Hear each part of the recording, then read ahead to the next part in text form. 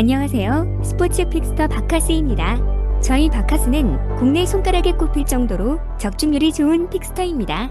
매일 가장 빠르고 정확하게 프리뷰를 올려드리고 있습니다. 스포츠 분석 프리뷰는 이 영상 하나면 끝납니다. 좋아요, 구독, 좋아요 많은 성원 진심으로 감사드립니다.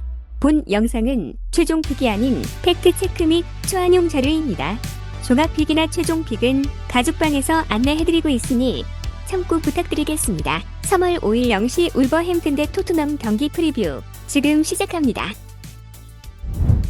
유럽 챔피언스 리그 티켓을 위한 4위 자리를 지켜내야 하는 토트넘 강등권으로부터 최대한 멀리 달아나야 하는 울버햄튼이 프리미어리그 26라운드에서 울버햄튼 홈 몰리뉴 스타디움에서 맞대결을 펼칩니다. 운명의 기로에 서 있는 토트넘과 울버햄튼 모두 지난 2일 새벽에 치른 경기에서 패배의 아픔을 겪었죠. 토트넘은 FA컵 8강 진출에 또 한 번 실패했고 울버햄튼은 리버풀과의 프리미어리그 7라운드 순영 경기에서 승리를 내줬죠. 울버햄튼은 지난 2일 영국 리버풀 안필드에서 열린 프리미어리그 7라운드 순영 경기에서 리버풀에 0대2로 패배했습니다. 아직 부상에서 회복하지 못한 황희찬은 이날 경기에서 결장했습니다. 리버풀은 4-3-3 포메이션을 꺼냈습니다.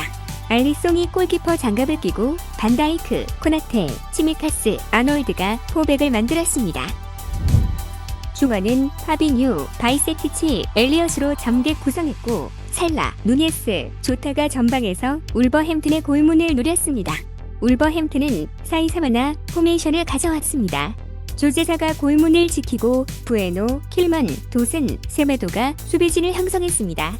레미나와 네베스가 허리를 맡았고 누네스, 조앙 무키뉴, 사라비아, 히메네즈가 전방에 위치했죠. 아직 부상에서 회복하지 못한 황희찬은 결장했습니다. 전반 초반부터 울버햄튼이 리버풀을 거세게 압박했습니다. 전반 4분 히메네스와 사라비아가 연속해서 슈팅을 날렸지만 알리송의 손에 번번이 막혔습니다. 리버풀이 경기를 주도하는 듯했으나 울버햄튼이 날카로운 역습으로 리버풀을 계속해서 괴롭혔습니다. 리버풀도 누네스와 엘리엇을 중심으로 날카로운 슈팅을 시도했으나 결정력이 부족했습니다. 결국 양팀 모두 득점 없이 전반전이 마무리되었죠. 후반 들어 리버풀이 힘을 냈습니다. 후반 20분 조타가 페널티 박스로 돌파를 시도했고 넘어지면서 누네스에게 공이 전달되었죠. 누네스가 골망을 흔들었으나 카메라 판독 결과 조타의 반칙이 선언되면서 득점이 취소되었습니다. 세트피스가 리버풀의 열세였죠. 후반 29분 프리킥 찬스에서 반다이크의 헤더가 조세사 골키퍼에 막혔습니다. 그러나 조타가 이를 놓치지 않고 재차 크로스를 올렸고 반다이크가 다시 헤더를 하며 선취골을 성공시켰습니다. 첫 골 이후에 울버햄튼 수비진 사이의 간격이 넓어졌고 리버풀의 측면은 이를 놓치지 않았습니다. 후반 32분 알리송의 골킥을 누네스와 치미카스가 원투 패스로 연결하고 치마카스가 측면을 돌파해 살라에게 컷백 패스를 건넸습니다. 살라가 허벅지로 공을 골대에 그대로 밀어넣으면서 추가골에 성공했습니다. 이후 추가 득점은 나오지 않았고 결국 리버풀이 승점 3점을 챙기며 경기가 마무리되었죠. 토트넘은 지난 26일 영국 런던의 토트넘 폭스퍼 스타디움에서 열린 첼시와 프리미어리그 25라운드에서 후반 1부 내타진 올리버 스킵의 선제골과 해리케인의 추가골을 잘 지켜 2대0 완승을 거뒀습니다. 2연승을 달린 토트넘은 14승 3무 8패, 승점 45점째를 신고하며 4위를 굳건히 했습니다. 5위 뉴캐슬 유나이티드 승점 41점과 승점 차이는 4점입니다. 특히 첼시를 상대로 리그에서 9경기 만에 승리를 거뒀습니다. 최근 2무 6패로 약한 모습이었죠. 지난 20일 웨스트햄 유나이티드와 경기에서 골맛을 봤던 손흥민은 교체 명단에서 출발했습니다. 1대0으로 앞선 후반 34분 대한 쿨루셉스키를 대신해 교체 투입됐죠. 손흥민은 공격 포인트를 올리진 못했지만 후반 37분 코너킥 세트피스에서 예리한 크로스로 케인의 두 번째 골에 관여했습니다. 히샤를리송을 선발로 기용하고 손흥민은 컨디션 회복을 돕기 위해 후반 조커로 활용할 가능성을 언급한 장면이죠. 예고대로 히샤를리송을 선발로 세웠습니다. 히샤를리송은 케인, 쿨루셉스키와 공격 삼각편들을 이뤘습니다. 벤 데이비스, 피에르-에미 홀비에르, 에메르송 로얄, 올리버 스킷, 에릭 다이어, 크리스티안 로메로, 클레망 랑글레, 골키퍼 프레이저 포스터가 선발로 출전했습니다. 토트넘과 첼시는 전반에 한 차례씩 결정적인 기회를 잡았으나 골로 연결하진 못했죠. 토트넘은 전반 27분 홀비에르의 슈팅이 골대를 때렸고 첼시는 44분 스털링의 슈팅이 골키퍼 포스터에 선방에 막혔죠. 전반 추가 시간에는 양팀 선수들이 치열한 신경전을 벌이기도 했습니다. 이 과정에서 로얄의 얼굴에 손을 댄 지에흐가 레드카드를 받았지만 비디오 판독을 통해 경고로 변경됐죠. 전반은 0대0으로 끝났습니다. 후반 시작과 함께 토트넘이 균형을 깼습니다. 스키비 첼시 수비가 걷어낸 공을 잡아 오른발로 강력하게 때려 첼시의 골망을 흔들었습니다. 골키퍼 손과 크로스바에 연이어 맞고 골로 이어졌습니다.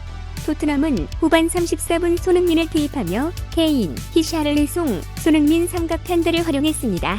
교체가 적중했죠. 손흥민은 후반 37분 코너킥 세트피스에서 정확한 크로스로 추가골에 관여했습니다. 다이어가 손흥민의 크로스를 머리로 연결했고 케인이 오른발로 밀어넣어 2대0으로 달아났습니다. 첼시의 추격 의지에 찬물을 끼얹은 쐐기골이었습니다. 울버햄튼의 왼쪽 수비수 우쿠 부에노가 지난 리버풀전 24분 만에 햄스트링 문제로 필드를 떠났고 라이언 아이트노리가 교체 투입되었습니다. 훌렌 로페테기 감독은 이번 경기에도 이 선수에게 기회를 제공할 것으로 보입니다. 사샤 칼라이지치, 치퀴뇨, 황희찬 및 부바카르 트라오레는 모두 장기적인 문제로 결장 중에 있지만 마테우스 쿠냐는 발목 부상에서 빠르게 회복하여 부족한 공격 스쿼드에 포함될 수 있을 것입니다. 특히 파블로 사라비아는 지난 경기에서 선발 출전하였으나 아무 성과 없이 하프타임에 교체 아웃되었죠. 따라서 아다마 트라오레는 그의 자리를 후반전 동안 대신했고 다니엘 포단세와 페드로 네토도 날개에서 기회를 기다리고 있죠. 마찬가지로 토트넘도 로드리고 벤탄쿠르, 라이언 세세뇽, 휴고 요리스, 이브 비수마 등 장기 결장 선수를 보유하고 있지만 에머슨 로열은 FA컵 출전을 막았던 무릎 문제를 털어낼 것으로 예상됩니다. 이번 주말 토트넘의 터치라인에 있는 사람은 최근 몇 주 동안 여러가지 바이러스성 질병으로 어려움을 겪고 있다고 스텔리니가 밝힌 바와 같이 해리케인을 포함하여 다양한 변화를 고려해야 할 것입니다. 히샬리송의 또 다른 실망스러운 모습은 첫 번째 선발 출전에서 그의 시간을 끝낼 것이며 올리버 스킷, 클레망 랑글레 및 크리스티안 로메로는 모두 출전해야 할 대상이죠.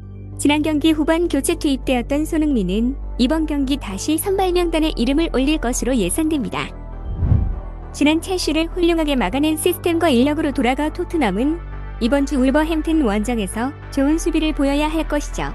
울버햄튼 원정에서의 좋지 않은 전적과 케인의 건강에 대한 우려가 불리하게 작용하더라도 토트넘이 지난 주말의 수비 디스플레이를 재현할 수 있다면 토트넘은 반드시 힘들게 얻은 3점을 가지고 런던으로 돌아가야 할 것입니다.